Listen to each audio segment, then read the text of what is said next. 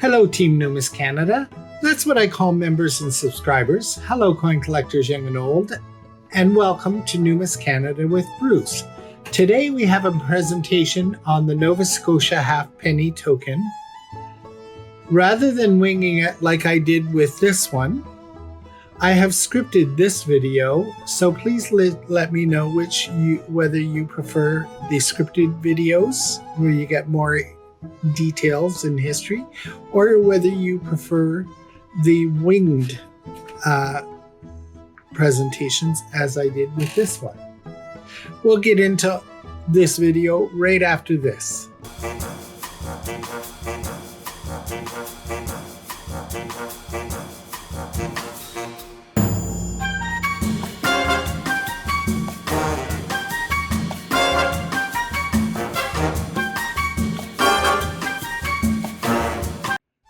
Welcome back. The Nova Scotia 1832 halfpenny token is a notable piece of history.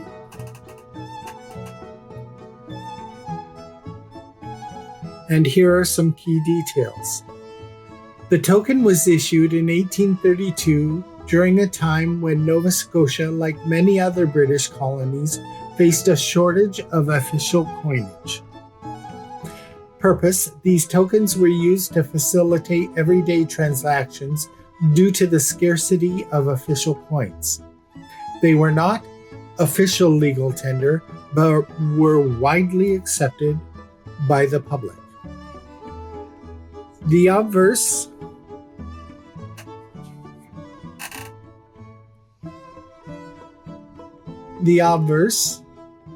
or the front of the token typically features a bust of King George IV, though it was issued after his reign, which ended in 1830. The inscription usually reads Georges IV Die Gratia Rex, but on these tokens it states Province of Nova Scotia instead. Likewise, the reverse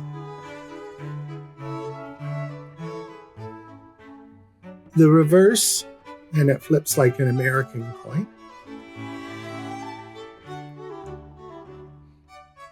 The reverse differs from the official coinage, where it often depicted the coat of arms of Nova Scotia with the inscription Nova Scotia and the date 1832. Instead, the reverse depicts a Scottish thistle and bears the inscription Halfpenny Token 1832. These tokens were accepted because they were made of copper. These coins were similar in size to the British halfpenny coins of the period.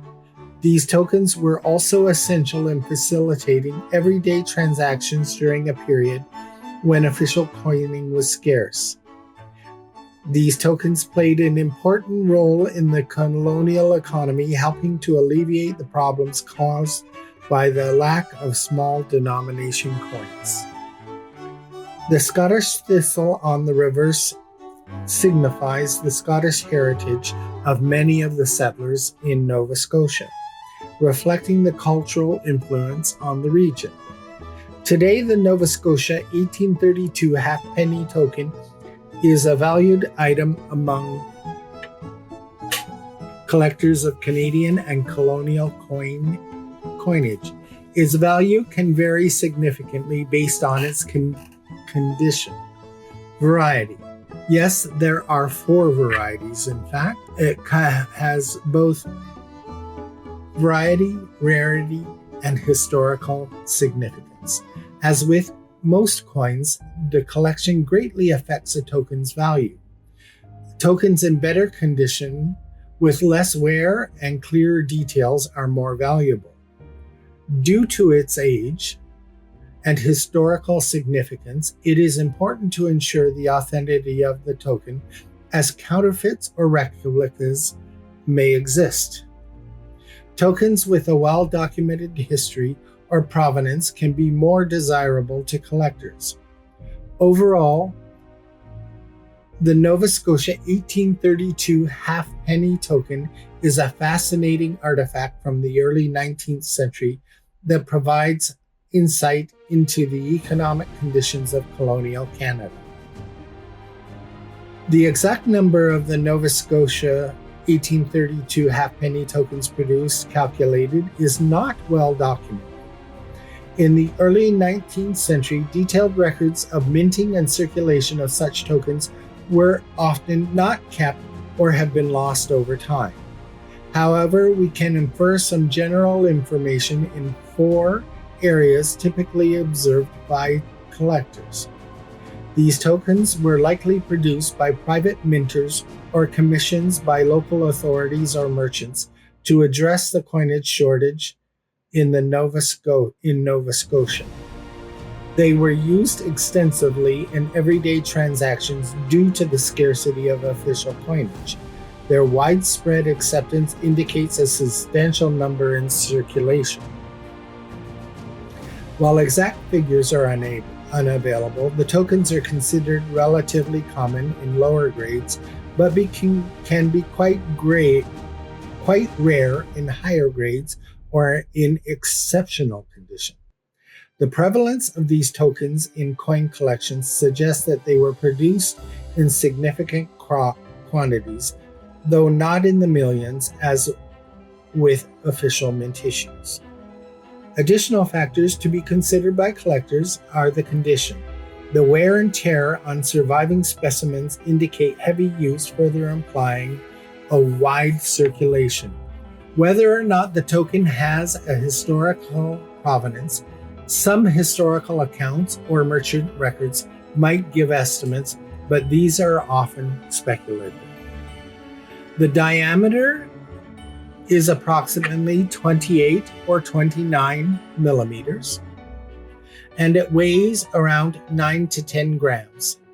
These measurements are typical for copper coins of that period, designed to be similar in size and weight to the official British halfpennies to ensure acceptance and ease of use in everyday transactions. There are 5 known varieties to look for. Most of the coins were minted with an engrailed edge along the obverse and the reverse. And what the engrailed edge it means is it has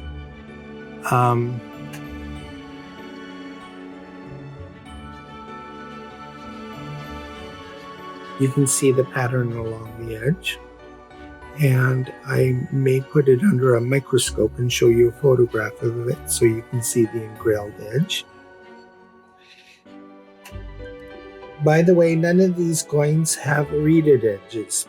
The edges are smooth, but it does have the engrailed pattern along the borders. Rather, the engrailments surround the artwork much like the beads do going around current coins.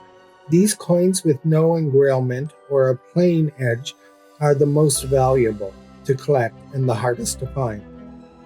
You'll notice by looking at the photograph of this that this one is not plain. They range in price from $450 in VG8 to $960 in EF40. All the other varieties are engrailed and deal with the ribbon tying back the king's hair. It is not the same as the $1 previously shown. Rather, it depends on which side of the ribbon is longer.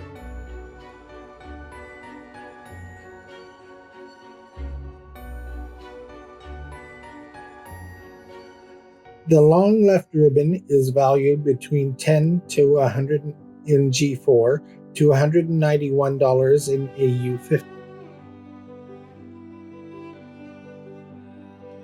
The long right ribbon is valued at between $3 in G4 and $147 in AU50. And the equal ribbon is valued at between $3 in G4 and $145 in AU50. The only other known variety is a die crack before the date, which is on this side, and no prices are available for this variety as it fluctuates up and down based on demand. In summary, while we lack precise figures on the circulation of the Nova Scotia 1832 halfpenny, it is clear that they were produced in sufficient quantities to be widely used in the colony. Their survival in various conditions today reflects their extensive use during their time. The Nova Scotia 1832 halfpenny token, with its distinctive design featuring King George IV and the Scottish thistle, remains a fantastic piece of numismatic history.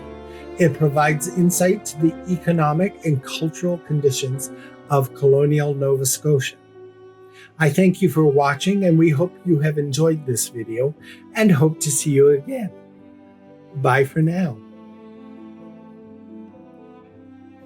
And please remember to like, share, and subscribe, and keep on collecting.